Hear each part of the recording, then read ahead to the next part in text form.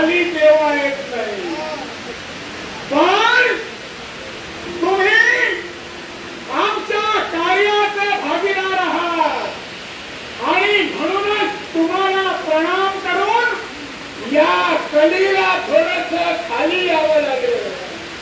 पण सांगा धर्मराज, आम्ही या भूमंडळावर आमचं पहिलं पाऊल टाकता क्षणी हा उद्गार तुमच्या मुखातून बाहेर पडलाय. बोला.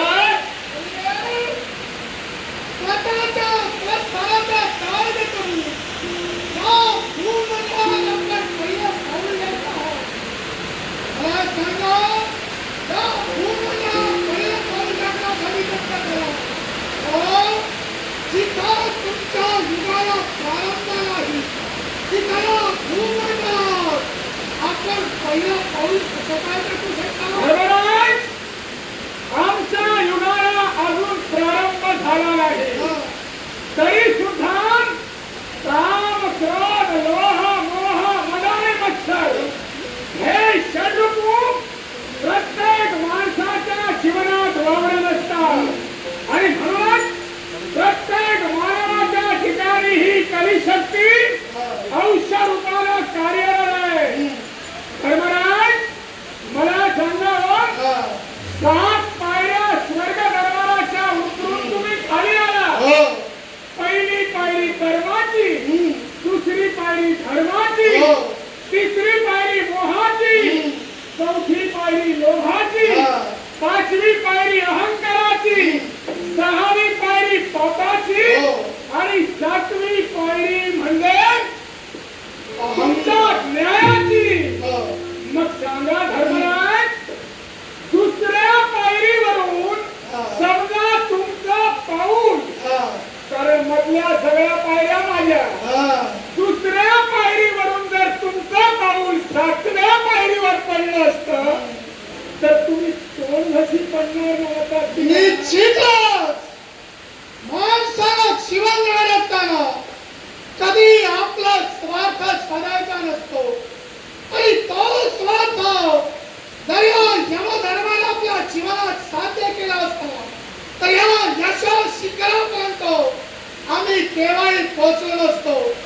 विश्वाच्या खाली या 7ही पायऱ्या प्रत्येकाच्या जीवनात महत्वाच्या धर्मराज, मी जे करतोय ते योग्य आहे. अंश रूपाला मानवाच्या देहात या कलीचा अंश आहे आणि म्हणूनच धर्मराज तुम्हाला सांगतोय, तुमचं कार्यमुळे आमच्यावर अवलंबून आहे.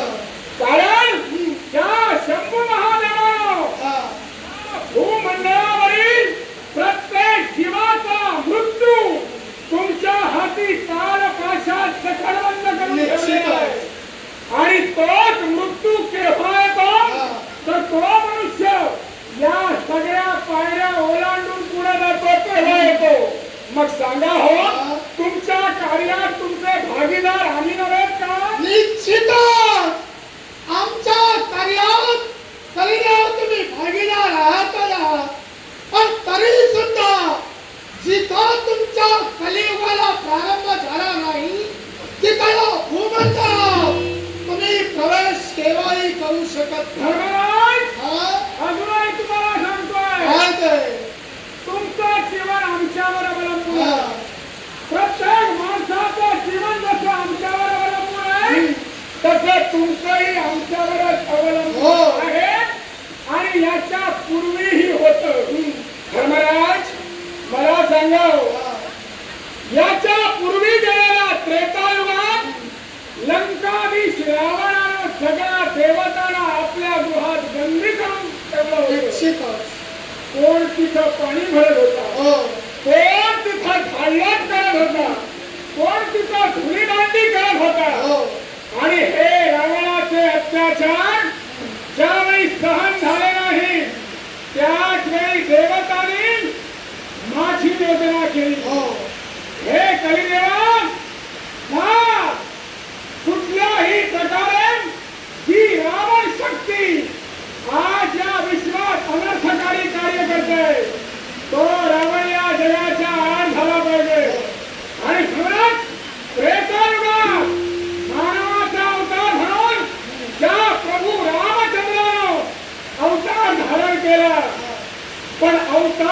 धारण केलं त्याला राज्य प्राप्ती होण्या अगोदर कुणी जर रोखलं असेल या कलीनं रोखलं.